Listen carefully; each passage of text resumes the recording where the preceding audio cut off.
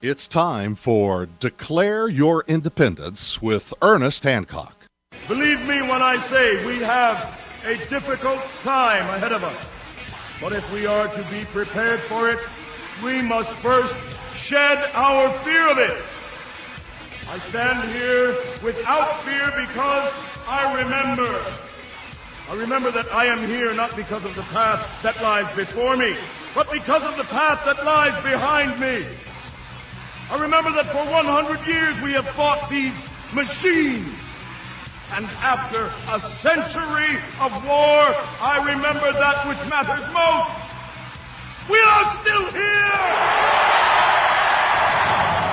Tonight, let us make them remember we are not afraid!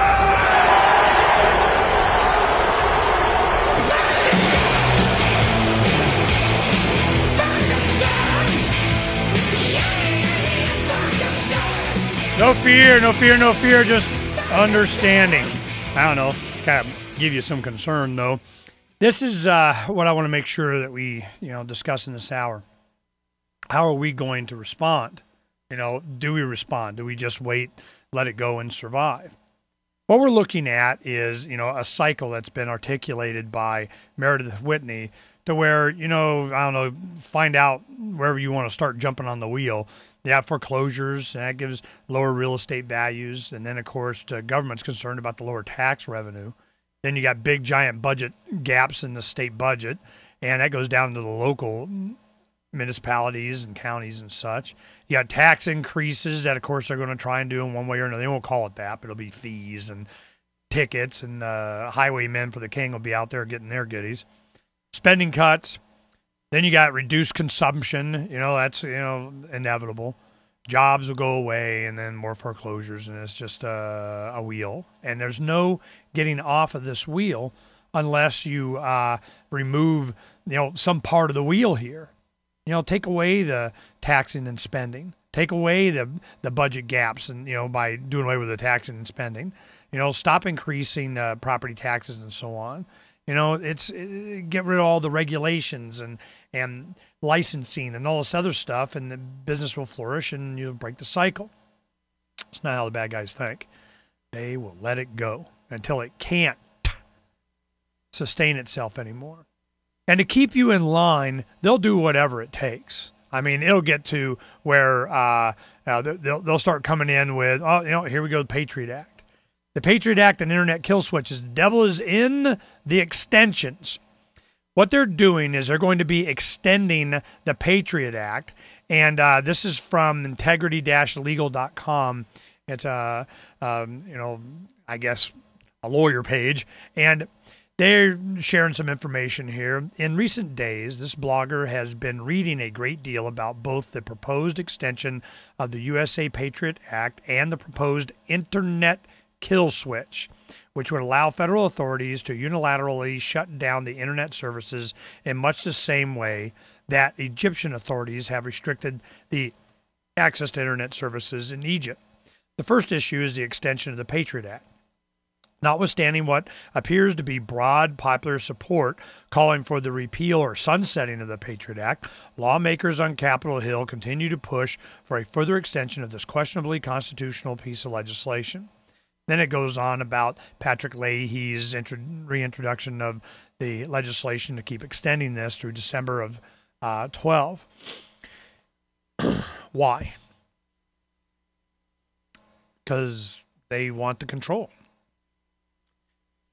What happened to the Egypt's government when they shut down the internet? They lost any legitimate claim to represent rights or individuals or anything else. They're just a dictator. When they do that, you're done. And what they want to do is we just want to have the capacity to do it. Okay. So what? So that you could do it if you think you need to? Yeah. And then when you do that, then you're done. In the eyes of the people, you're done. You want the capacity to be done? Seriously? That's what you're looking for? Absolutely. All right.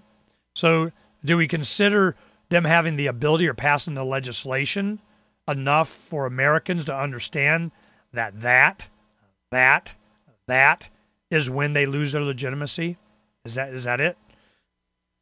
I think the biggest reason they turned back on today, the internet got turned on in, let me see if I got it up here. The internet got turned on for Egypt today. And you got to ask why. Why would they do that? And, does it restore some credibility? I think that's done.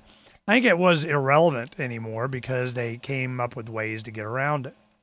The internet seems to be available again in Egypt after the country cut access, as LA Times, cut access to the web and cell phone networks for a week amid mass unrest. Cell phones too. Good news, internet access being restored in Egypt, Google wrote on its official Twitter profile earlier this morning. After a long stretch of inactivity, RIPENCC, whatever that is, which tracks web traffic, recorded a sudden lurch in Egyptian internet use starting just after 11 a.m. in Cairo. A similar tracking organization, the Renaissance Group, wrote in an official blog post that access was restored to websites such as Egyptian Stock Exchange, Commercial International Bank of Egypt, and the U.S. Embassy in Cairo. Well, your first question is, how did the U.S. Embassy in Cairo get turned off? And would the U.S. State Department allow themselves to be in a situation where they could be turned off?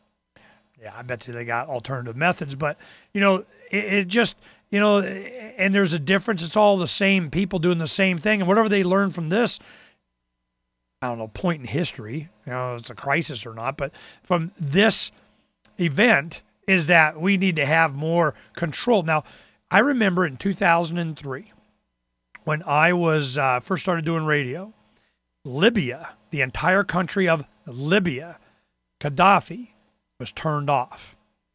The fact that they were able to turn off an entire country right there, I'm going, oh, yeah, what does that tell you? Now they're saying, oh, no, you can never, internet, you can't. Anybody that knows anything about the internet, not me, but people that I know, they said, of course. There's communication nodes that you just flip switches, man, you're done. Well, they did it. Now, what Google did is they marketed a concept to where you could dial a phone number. You dial this number, and you would leave a short message. It would do voice recognition, and it would post it on Twitter. Now, this voice recognition thing it's amazing. I got my Droid right here, and it has a voice recognition technology right in it. Here, I'll show you. I go new text message. Now, there's a little microphone at the bottom left there. Now, I'm going to push that right there. Oh, got the wrong one.